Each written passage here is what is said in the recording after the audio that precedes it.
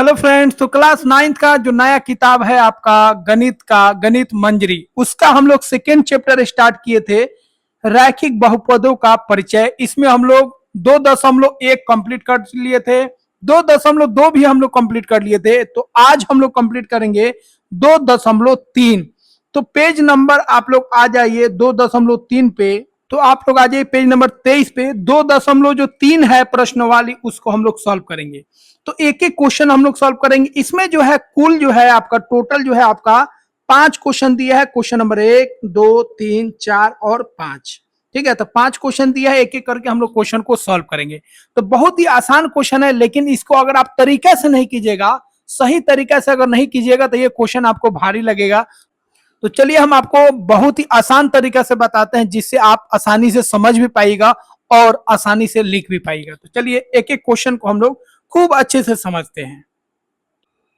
अब ये 2.3 है आपका, इसको सॉल्व कैसे करना है, तो उसके लिए एक एग्जाम्पल पहले आपको बता देते हैं जो एनसीईआरटी में दिया है। उसको समझ लीजिएगा तो आपको समझ में आ जाएगा कि आपको करना क्या है। फिर हम आपको जो चीज समझाएंगे ना, वो आपको क्लियर समझ में आने लगेगा। चलिए एक क्वेश्चन हम लोग समझ लेते हैं, ताकि आपको थोड़ा सा आइडिया हो जाए कि क्वेश्चन को सॉल्व कैसे करना है।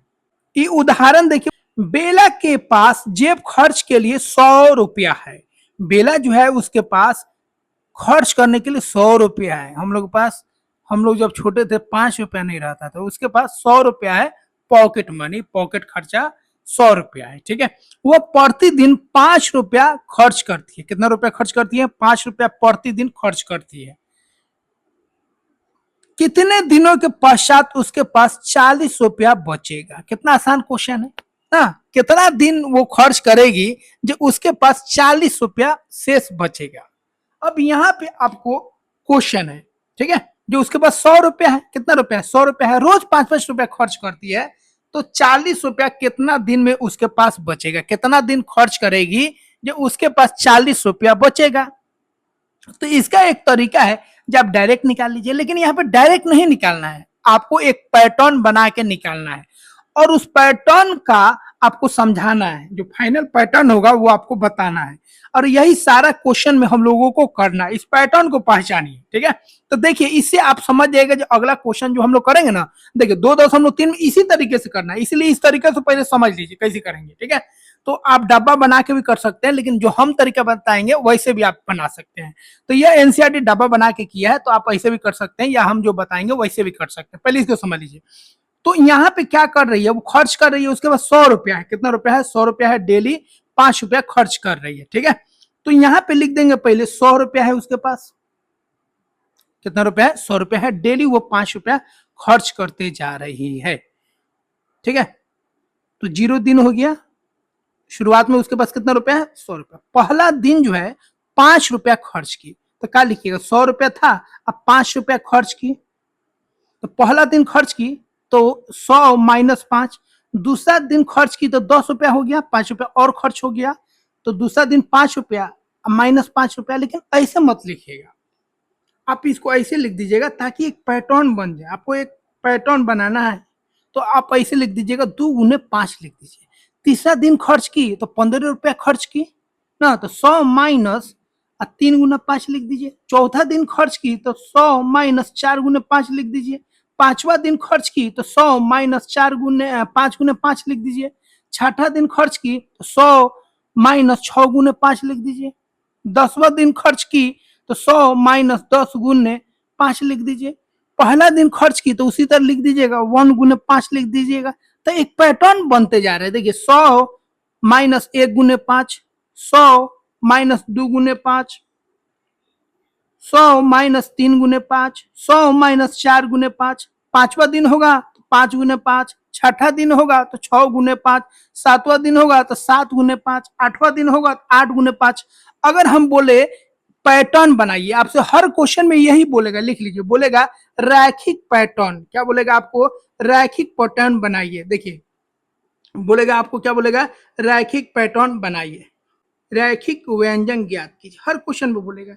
यहाँ पे भी देखिए, बोलेगा रैखिक व्यंजक ज्ञात कीजिए। तो यहाँ पे रैखिक व्यंजन कैसे ज्ञात करेंगे? देखिए, यहाँ पे जो पैटर्न है आपका उसको लिख दीजिए। यहाँ पे लिख दीजिए रैखिक व्यंजक। रैखिक व्यंजक, सब आपको सिखा देंगे, थोड़ा सा सब्र कीजिए। रैखिक व्यंजक, तो आपका रैखिक व्यंजक जो है आपका क्या होगा, देखिए तो 100 होगा तो 100 सब में 100 लिख दीजिए, ठीक है। उसके बाद देखिए 5 सब में है, 5 5 सब में है, 5 लिख दीजिए। उसके बाद देखिए यहाँ पे 1 है, फिर 2 है, फिर 3 है, फिर 4 है, 5 है, फिर अगला में 6 आएगा, 7 आएगा, बढ़ते जाएगा। तो आपका क्या होगा, प्राकृत संख्या हो गया कि नहीं, तो n हो गया आपका प्राकृत संख्या, तो लिख दीजिए n, क्या लिख दीजिए n, तो 100 माइनस n गुना लिख दीजिए 5। n 1 हो सकता है, 2 हो सकता है, 3 हो सकता है, 4 हो सकता है, 5 हो सकता है, 6 हो सकता है, बात समझ रहे हैं। और इसी को आप थोड़ा ऐसे भी लिख सकते हैं, 100 माइनस 5 n भी लिख सकते हैं, n गुने 5 का होता है 5n, तो आप ऐसे भी लिख सकते हैं। यही आपका हो गया रैखिक व्यंजक, क्या हो गया, रैखिक व्यंजक। अब आपको क्वेश्चन का हल आसानी से कर सकते हैं। अब बोला है कितने दिनों के पश्चात उसके पास 40 रुपया शेष बचेगा, कितना रुपया शेष बचेगा, 40 रुपया शेष बचेगा, ठीक है। तो शेष रुपया उसके पास कितना बचना चाहिए, 40 रुपया बचना चाहिए। उसके पास कितना रुपया था, 100 रुपया था, तो लिख दीजिए शेष रुपया। तो शेष रुपया बराबर कितना हो जाएगा, शेष रुपया, रुपया बराबर कितना हो जाएगा, 100 माइनस 5n। शेष रुपया कितना है, 40, 40 बराबर कितना हो जाएगा आपका, 100 माइनस 5n होगा। अब 5n इधर ले आइए, 100 माइनस 40, 5n 100 में से 40 गया, आ गया 60, 5n 60 बट्टा 5 कितना गया, 12, ठीक है। तो 12वां दिन जो है उसके पास कितना रुपया बचेगा, ठीक है, 12वां दिन जो है उसके पास 40 रुपया बचेगा। क्वेश्चन हो गया सर, ठीक है। कहीं हर दिन वो 5 रुपया खर्च कर रही है, तो 12 दिन में कितना खर्च करेगी, 12 पचे 60 रुपया खर्च करेगी, और 100 रुपया था, 60 रुपया खर्च कर ली 12वां दिन, तो कितना रुपया बच गया, 40 रुपया बच गया। ऐसे भी आप बता सकते हैं, लेकिन ऐसे आपको नहीं बताना है, आपको क्या करना है, इस तरीके से निकालना है। अब आ जाइए क्वेश्चन पे। अब यह जो क्वेश्चन आपको बताया है ना, इसी तरीके से हम लोगों को सॉल्व करना है। अभी थोड़ा सा अटपटा लगा होगा, लेकिन अब आपको आसान लगेगा। चलिए अब क्वेश्चन को करते हैं जो हम आपको बताने जा रहे हैं। अब पहला क्वेश्चन को पढ़िए खूब ध्यान से। पहला क्वेश्चन आपका कह रहा है एक विद्यार्थी के बचत खाते में 500 रुपया है, एक विद्यार्थी है उसके बचत खाते में, मतलब उसके खाता जो है ना सेविंग अकाउंट, उसमें 500 रुपया है। उसे 150 प्रति माह जेब खर्चा के रूप में मिलते हैं, और हर एक महीने जो है उसको कितना रुपया मिलता है, 150 रुपया उसको मिलता है। खूब पैसा मिलता है उसको।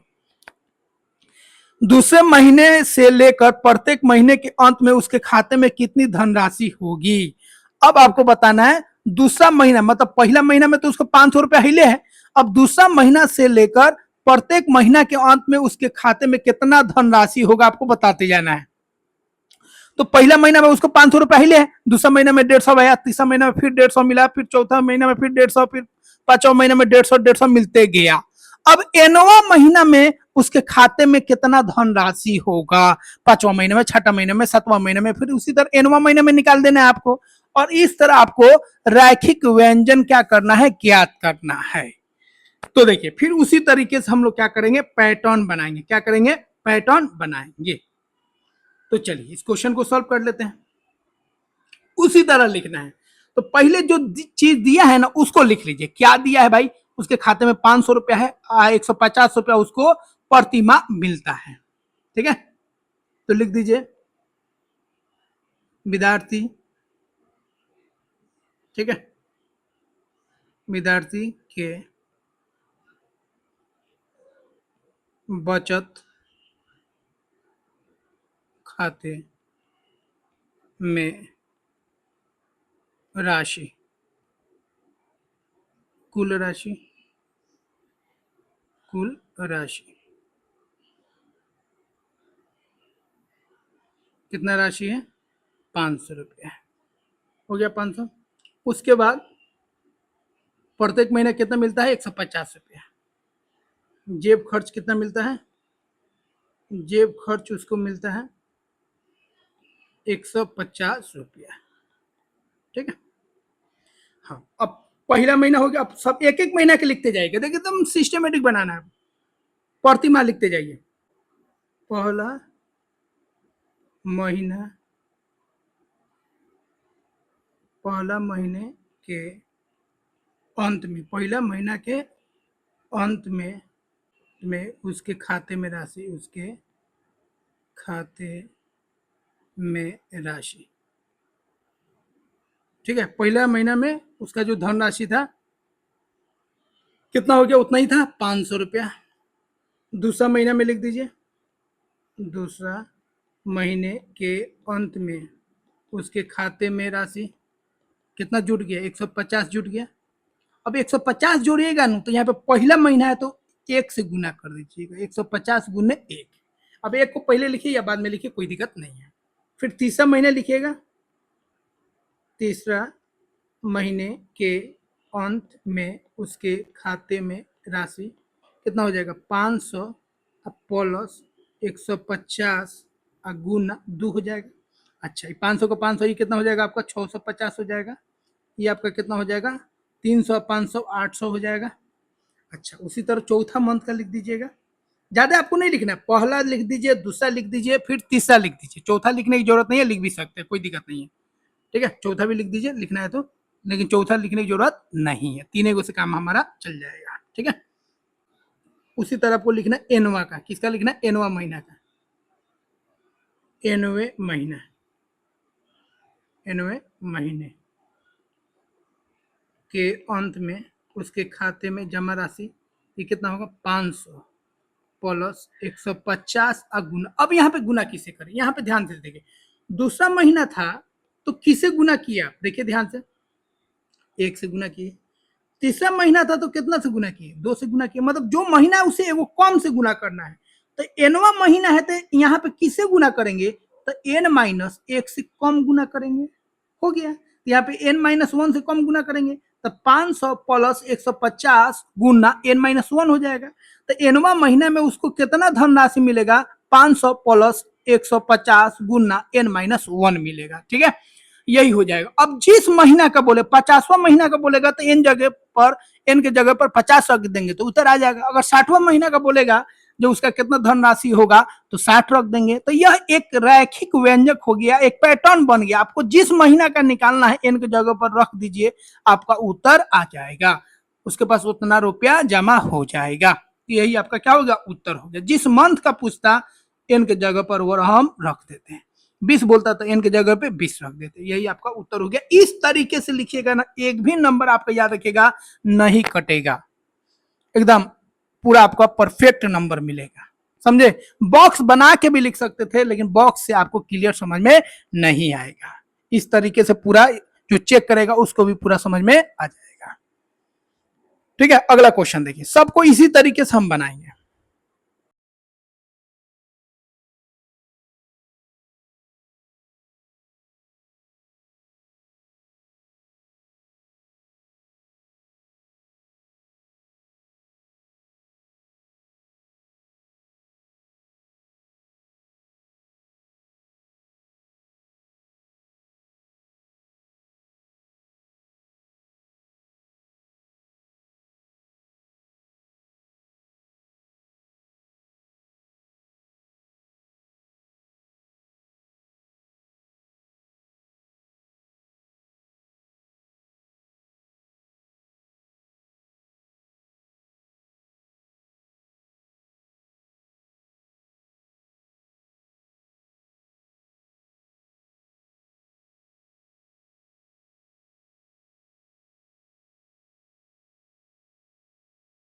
अगला देखिए, अगला है आपका, एक रैली में 120 सदस्यों के साथ प्रारंभ होती है। एक रैली है जिसमें कितना लोग है भाई, 120 लोग हैं।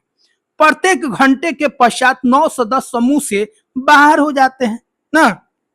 अब किसी को भूख लग जाता होगा ना, किसी को बाथरूम लग जाता होगा, उस बहाने हर घंटे जो है 9 लोग निकलते जा रहे हैं। कोई थक जाता होगा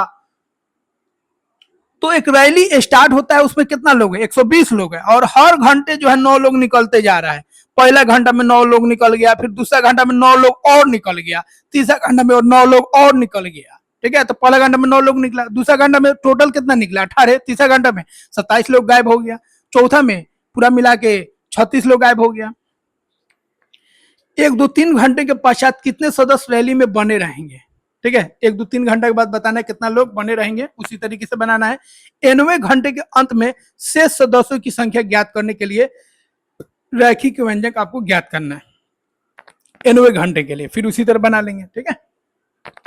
चलिए पहले लिख दीजिए जो दिया गया है, तो रैली में लिख दीजिए कुल सदस्य, रैली में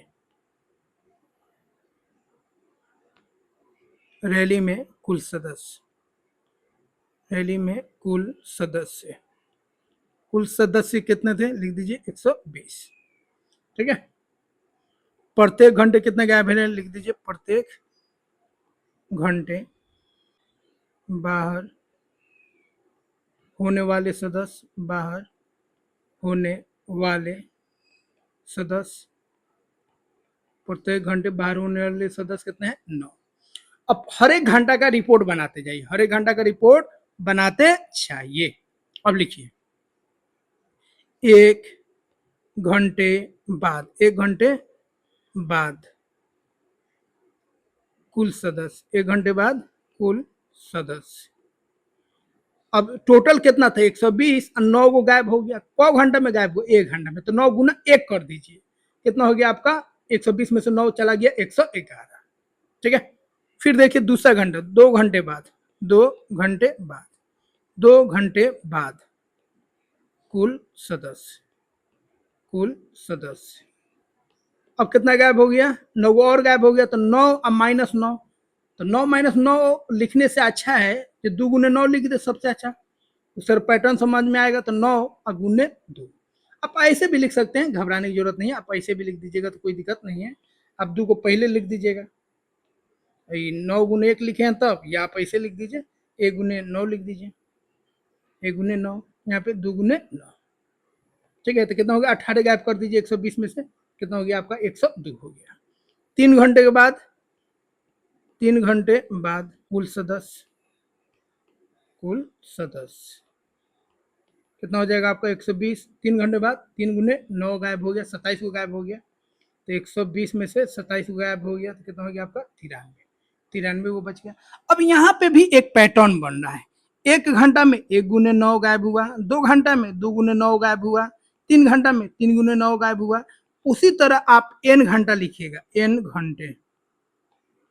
घंटे बाद कुल सदस्य, कुल सदस्य कितना हो जाएगा 120 माइनस 3 है तो 3, तो n है तो क्या लिख दीजिएगा n गुना कितना हो जाएगा 9, इसी को आप सीधा करके लिख दीजिएगा 120 माइनस 9n, n को 9 से गुना करेंगे तो 9n हो जाएगा, यही आपका हो जाएगा रैखिक व्यंजक।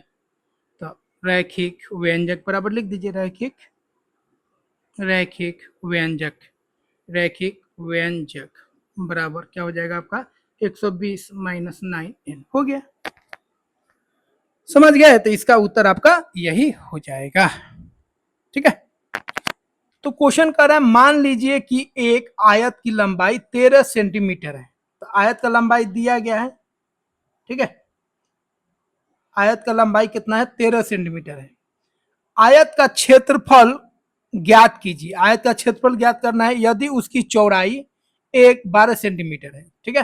तो आयत का लंबाई फिक्स कर दिया है 13 सेंटीमीटर, और आयत का क्षेत्रफल आपको बताना है, अगर चौड़ाई उसका 12 सेंटीमीटर है तो बताना है, अगर उसका चौड़ाई 10 सेंटीमीटर है तो बताना है, अगर उसका चौड़ाई 8 सेंटीमीटर है तो बताना है, ठीक है। मतलब उसका लंबाई फिक्स है 13 सेंटीमीटर, 13 सेंटीमीटर लंबाई है, अगर चौड़ाई 12 सेंटीमीटर होगा तो क्या क्षेत्रफल होगा, अगर चौड़ाई 10 सेंटीमीटर होगा तो क्या उसका क्षेत्रफल होगा, अगर चौड़ाई 8 सेंटीमीटर होगा तो क्या क्षेत्रफल होगा, ये आपको बताना है, और उसको आपको रैखिक प्रतिरूप में, रैखिक व्यंजक में आपको लिखना है। फिर वही क्वेश्चन आ गया, तो जो आपको दिया गया है पहले उसको आप लिख लीजिए। तो पहले दिया गया है उसका लंबाई दिया गया है, ठीक है। तो आयत का क्या दिया गया है लंबाई, तो लिख दीजिए आयत की लंबाई, क्या दिया गया है आयत की लंबाई, आयत की लंबाई कितना है 13 सेंटीमीटर हो गया। अब यहां पे आपको निकालना है क्षेत्रफल निकालना है और आपका चौड़ाई दिया गया है। तो यहाँ पे लिख दीजिए आप चौड़ाई, क्या लिख देंगे, चौड़ाई। चौड़ाई आपको दिया गया है और क्या निकालना है आपको, क्षेत्रफल निकालना है। क्या निकालना है, क्षेत्रफल। किसका क्षेत्रफल, आयत की क्षेत्रफल, आयत की क्षेत्रफल, ठीक है, आयत की क्षेत्रफल। यहाँ पे लिख दीजिए आयत की क्षेत्रफल, आयत की क्षेत्रफल, ठीक है। आयत की क्षेत्रफल क्या होता है, आयत की क्षेत्रफल लंबाई गुने चौड़ाई होता है। चलिए एक नंबर देखिए, एक नंबर में आपका चौड़ाई दिया है 12 सेंटीमीटर, ठीक है। अब आयत का क्षेत्रफल कितना होता है, लंबाई गुने चौड़ाई। तो लंबाई तो आपका फिक्स है 13 सेंटीमीटर और चौड़ाई आपका कितना है 12 सेंटीमीटर। कितना हो गया आपका 13 गुने 12, कितना हो गया, 12 3 36, 12 3 15, 156। दूसरा देखिए, दूसरा आपका चौड़ाई कितना है आपका 10 सेंटीमीटर, तो लिख दीजिए 10 सेंटीमीटर आपका चौड़ाई हो गया। तो आपका क्षेत्रफल कितना होगा, लंबाई गुने चौड़ाई। लंबाई तो फिक्स है आपका 13, 13 गुने चौड़ाई कितना हो गया 10, तो कितना हो गया आपका 130 सेंटीमीटर स्क्वायर। सब में सेंटीमीटर स्क्वायर लिख दीजिए।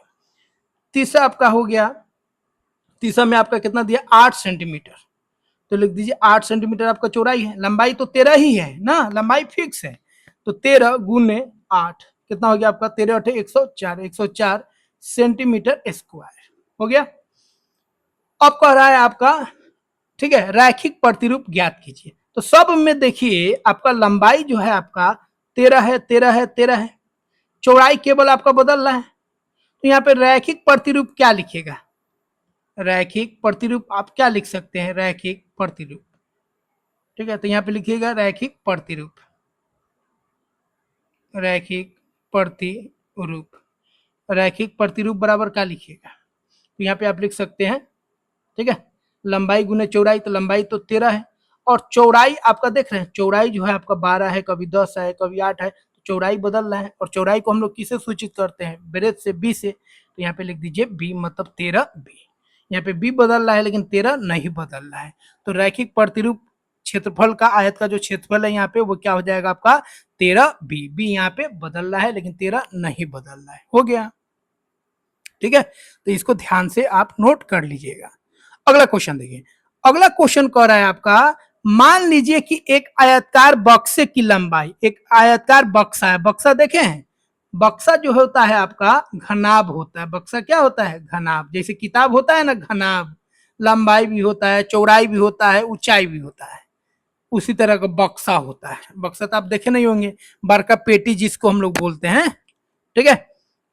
उसका लंबाई दिया है 7 सेंटीमीटर, उसका चौड़ाई दिया है 11 सेंटीमीटर। तो लंबाई आपका कितना दिया है 7 सेंटीमीटर और उसका चौड़ाई दिया है 11 सेंटीमीटर, ठीक है। अभी मत बोलिएगा जो लंबाई से बड़का इसका चौड़ाई है, ठीक है।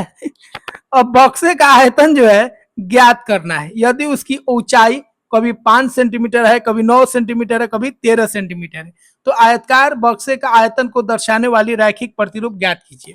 अब लंबाई और चौड़ाई फिक्स कर दिया गया है और अलग अलग ऊंचाई का आपको क्या करना है, जो आयतकार बक्सा है, ठीक है, उसका आपको आयतन निकालना है।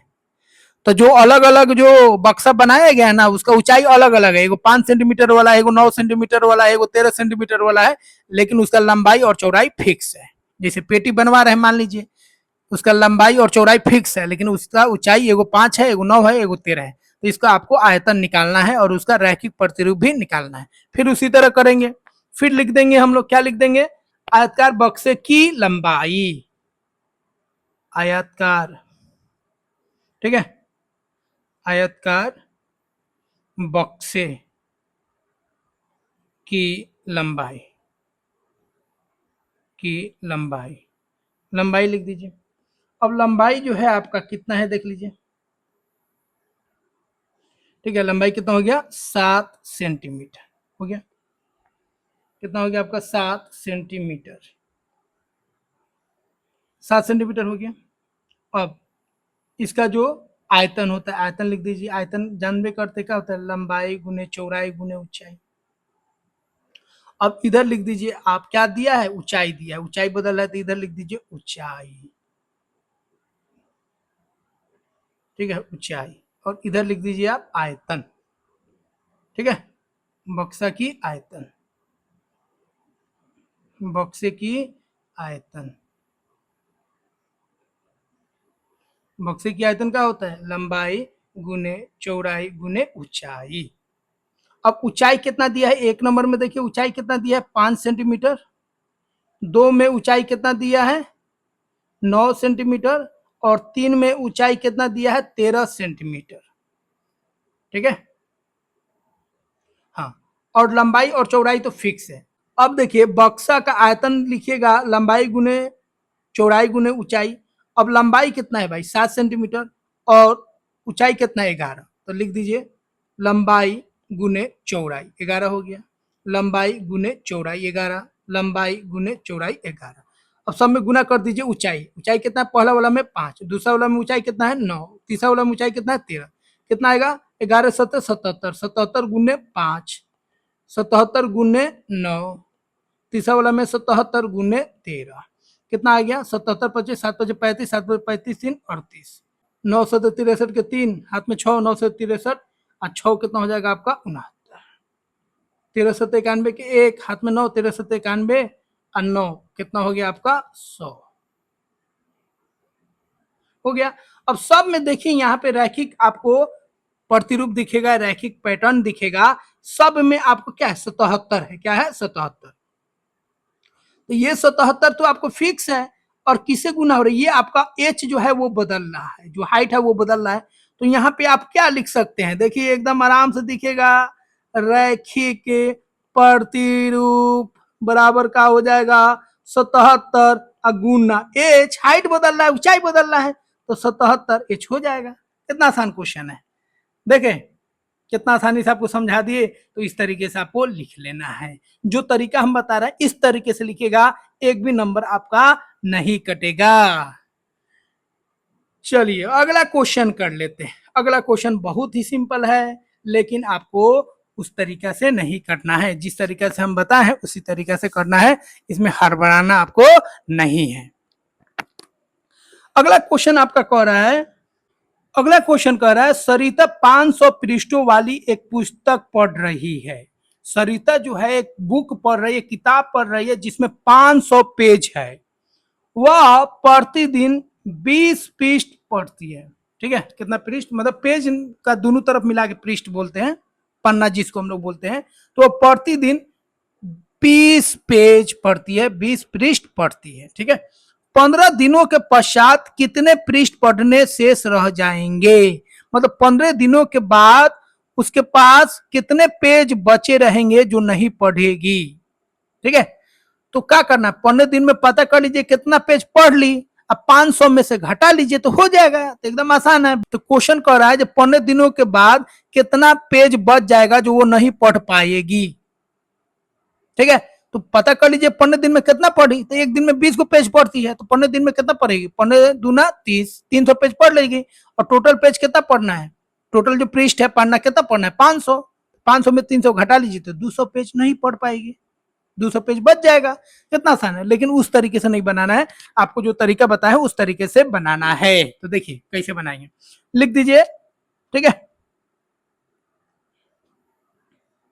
पुस्तक में, पुस्तक में कुल पृष्ठ, कुल पृष्ठ कितना है लिख दीजिए। कुल पृष्ठ कितना है भाई? 500। सरिता कितना पढ़ती है वो भी लिख दीजिए। सरिता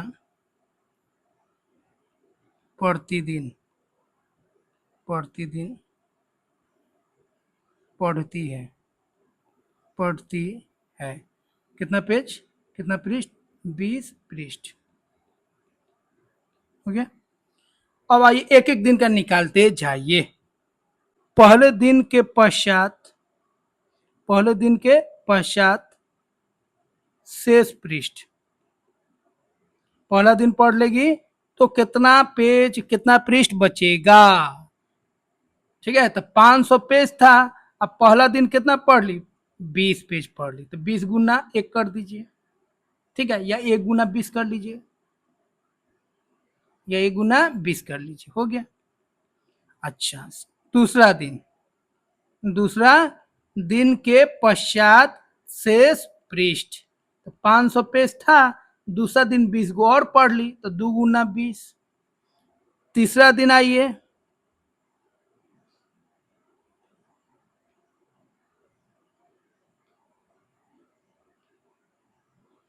तीसरा दिन आइए, तीसरा दिन का होगा 500 पेज था, 20 को और पढ़ ली तो कितना पेज कम हो गया, 3 गुने 20। चौथा दिन उसी तरह 4 गुने 20।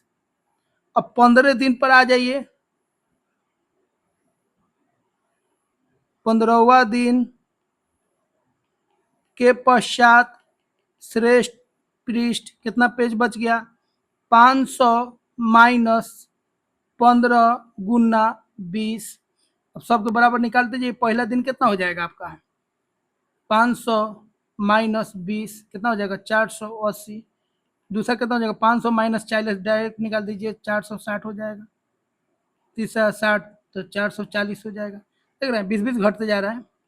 कितना हो जाएगा, 500 अब माइनस 300, ठीक है, पन्ने दूना 300, कितना हो जाएगा आपका 200 हो गया। अब इसका आपको रैखिक प्रतिरूप निकालना है, रैखिक प्रतिरूप। तो रैखिक प्रतिरूप निकाल लीजिए, रैखिक प्रतिरूप, रैखिक प्रतिरूप निकाल लीजिए। तो रैखिक प्रतिरूप क्या हो जाएगा, अब एनवा का निकालना है, ठीक है। तो देखिए 15वां दिन में क्या किया, 15 घटाए, तीसरा दिन में 3 घटाए, तो एनवा दिन में कितना घटाएगा, 500 माइनस एन गुना 20, क्या हो गया आपका 500 माइनस 20 एन हो गया। 50वां दिन बोलता तो 500 माइनस 20 गुने 50। 60वां दिन बोलता तो 500 माइनस 20 गुने 60। एक बात कर रहे हैं, सर निकाल देंगे, ठीक है। तो यहाँ पे हम लोग जो नया किताब था आपका गणित मंजरी 9th क्लास का, उसका हम लोग जो दूसरा चैप्टर था आपका रैखिक बहुपद वाला, उसका हम लोग 2.3 जो है कंप्लीट कर लिए। और आप बताइएगा कमेंट बॉक्स में आपको समझ में आ रहा है कि नहीं आ रहा है। पूरा आप समझ गए तो आप वीडियो को लाइक कर दीजिए और चैनल को सब्सक्राइब नहीं किए तो सब्सक्राइब कर लीजिए, ठीक है। और इसके बाद हम लोग 2.3 हो गया, 2.4 करेंगे, उसके बाद 2.5 करके चैप्टर को कंप्लीट कर लेंगे, ठीक है। तो आशा करते हैं सारे बिंदु को समझ गए होंगे और अपने चैनल को, या जो आपका प्यारा चैनल है, इसको आप शेयर भी कर दीजिएगा। और चैनल का ऐप आ गया है, उसको आप डाउनलोड कर लीजिएगा। वहां पे सारा मटेरियल आपको क्लास 6 से लेकर क्लास 10 तक का पूरा मटेरियल आपको पूरा सब्जेक्ट का मिल जाएगा। और यहाँ पे आपको मैथ स्टार्ट कर दिए हैं और बहुत जल्द आपको साइंस और एसएसटी का भी आपको मिल जाएगा। एसएसटी का भी बुक अभी नहीं आया, हिंदी में आएगा तो आपका उसको भी हम पढ़ाना स्टार्ट कर देंगे, ठीक है। तो मिलते हैं दोस्तों अगले वीडियो में। जय हिंद।